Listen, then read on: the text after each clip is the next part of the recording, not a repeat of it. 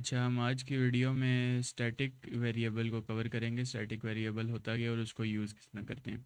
अभी तक हमने जो देखा था कि हमने सिंपल डाटा मेंबर्स बनाए थे, जिन जो सिंपल हम जिस तरह वेरिएबल बनाते हैं उस तरह हम उनको बना के इस तरह रख देते थे। अब हमारे पास चेंज क्या आएगी कि हम क्या कर रहे होंगे, इनके साथ लिख देंगे स्टैटिक करके वर्ड लिख देंगे। चलें इसको जी कह देते हैं। जब स्टैटिक करके वर्ड लिख देंगे तो अब हमने इसको देखना है कि ये वाला डाटा मेंबर क्या होता है और इस तरह किस तरह चलता है। इसको अब कंटिन्यू करने से पहले मैं आपको बताता चलूँ, हमने अभी तक जो देखा था कि अगर हमारे पास क्लास एक हो, अगर मैं बनाता हूँ पॉइंट P1 और एक बना देता हूँ पॉइंट P2।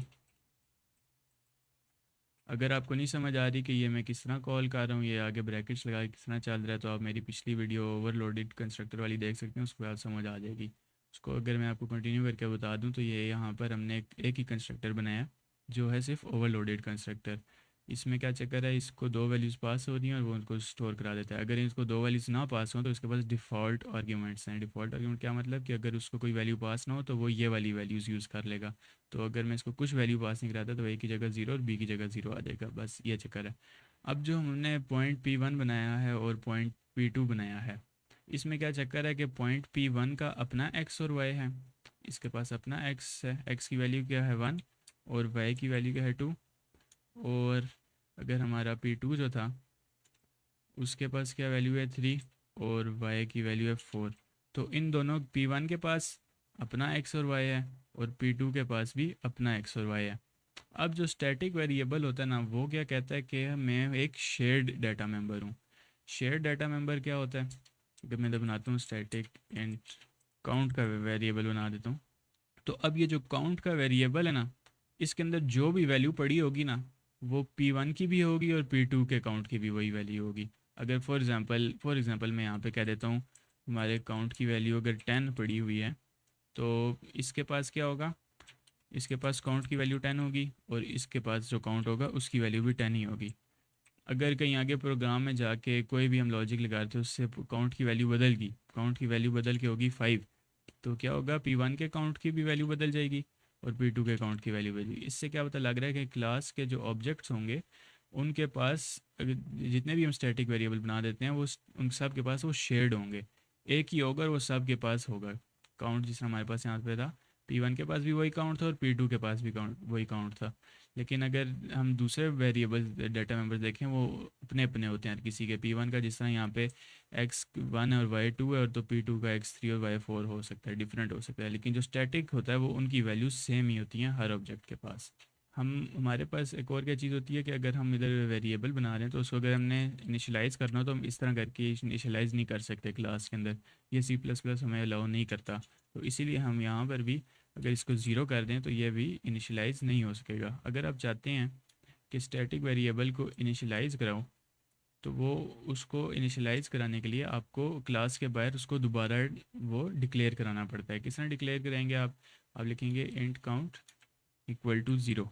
आपने ये तो लिख दिया लेकिन ये एक ग्लोबल वेरिएबल बन गया। अब हमने इसको बताना है कि इसको ग्लोबल वेरिएबल नहीं रखना, ये हमने बताना है इसको कि ये जो वेरिएबल हमने डिक्लेयर कराया है ये हमारी क्लास पॉइंट में पड़ा हुआ था। तो हम क्या करेंगे, पॉइंट और बिलोंग्स टू का लिख देंगे। ये हमने चीज़ कहाँ पे देखी थी, ये हमने देखी थी जब हम फंक्शंस को क्लास से बाहर बना रहे थे। इससे क्या पता लग रहा है कि पॉइंट जो काउंट वेरिएबल हमने भी डिक्लेयर कराया है ये किससे बिलोंग कर रहा है, count variable belongs two point. तो अब इस तरह करके हम इसको इनिशलाइज करा सकते हैं और ये काम सिर्फ हम अपने स्टैटिक वेरिएबल्स के साथ कर सकते हैं, हम इनके साथ ये काम नहीं कर सकते। तो स्टैटिक वेरिएबल्स के साथ करने के लिए हमें अलाउ करता है। अच्छा, इस काउंट वेरिएबल का मकसद क्या है, ये वो चीज़ काउंट करेगा कि हमारे पास अभी प्रोग्राम में कितने ज़्यादा ऑब्जेक्ट्स बन सकते हैं। अभी जिस तरह हमने पॉइंट के दो ऑब्जेक्ट बनाए ना, एक P1 बनाया और एक P2 बनाया, तो ये काउंट की वैल्यू उस तरह साथ साथ इंक्रीज़ होती जाएगी। जैसे जैसे नया नया वेरिएबल बनता जाएगा काउंट की वैल्यू प्लस प्लस होती जाएगी, यानी कि इंक्रीमेंट होती जाएगी, उसमें वन ऐड करते जाएंगे। अब जब हम इसको ये चीज़ को हैंडल किस तरह करेंगे, हमने देखा था कि जैसे ही हमारा ऑब्जेक्ट बनता है तो एक चीज़ कॉल होती है। क्या चीज़ कॉल होती है, कंस्ट्रक्टर कॉल होता है। तो हम क्या करेंगे, जैसे ही हमारा कंस्ट्रक्टर कॉल हो तो हम काउंट की वैल्यू को इंक्रीमेंट कर देंगे।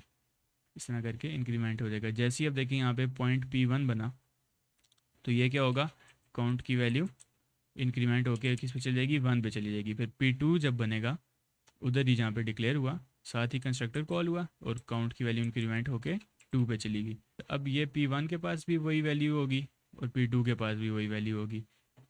अगर मैं इसको आपको बाद में प्रिंट करा के दिखा दूँ ना, इसको हम पब्लिक कर देते हैं ताकि हम इसको मेन में एक्सेस कर सकें।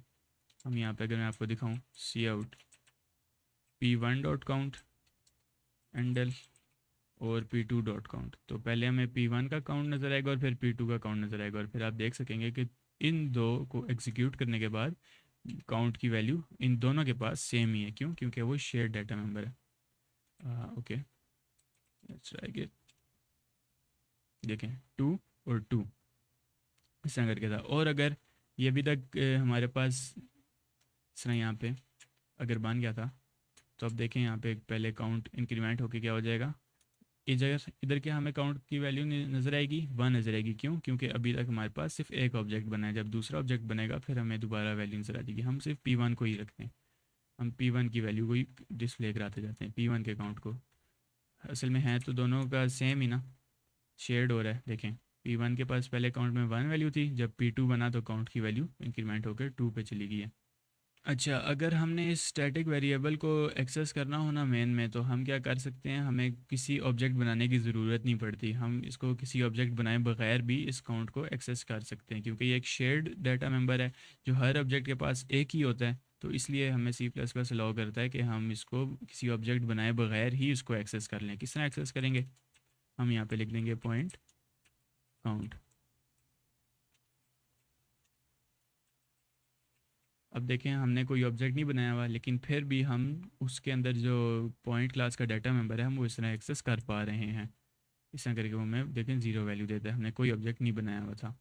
लेकिन अगर हमारा ये जो स्टैटिक वेरिएबल है ये अगर प्राइवेट हो जाता है फिर क्या होगा, फिर तो हम इसको इस तरह एक्सेस नहीं कर सकते। तो हमें क्या करना पड़ेगा, इसके लिए गेट फंक्शन बनाना पड़ेगा हम, ताकि इसकी वैल्यू को गेट कर सकें। तो हम क्या करेंगे, वॉइड गेट काउंट, और ये क्या कर होगा, रिटर्न काउंट कर देगा। इस तरह करके फिर हम इसको अब यहाँ पे एक्सेस कर पाएंगे। लेकिन फिर ये जब फंक्शन बन गया तो अब हमें फंक्शन को कॉल करने के लिए फिर दोबारा हमें ऑब्जेक्ट बनाने की ज़रूरत पड़ेगी। हम तो चाहते हैं कि हमें ऑब्जेक्ट ना बनाना पड़े। हम क्या करेंगे, हम जो है स्टैटिक फंक्शन बना देंगे। अभी हमने स्टैटिक डाटा मेंबर देखा था, तो अब हम यहाँ पे स्टैटिक फंक्शन बना दिया। अब जब हमने स्टैटिक फंक्शन बना दिया तब हम अब इस अपने अकाउंट को इसी तरह, जिस तरह हमने पहले पॉइंट बिलोंग्स टू करके किया था, हम इस तरह करके इसको यहाँ पर यूज़ कर पाएंगे। इसको अगर मैं रन करूँ, sorry it needs to return something. अब अब वो स्टैटिक फंक्शन बन गया। हमने इसको यहाँ पे अब स्टैटिक फंक्शन के थ्रू कॉल करा लिया। अब since most of the time हमारा जो डाटा मेंबर्स होते हैं वो प्राइवेट होते हैं और उनके साथ हम गेट फंक्शंस यूज़ कर रहे होते हैं, क्योंकि एक अच्छी प्रैक्टिस होती है प्रोग्राम लिखने की। तो इसलिए फिर हमें इसको एक्सेस करने के लिए हम दोबारा एक स्टैटिक फंक्शन यूज़ करेंगे।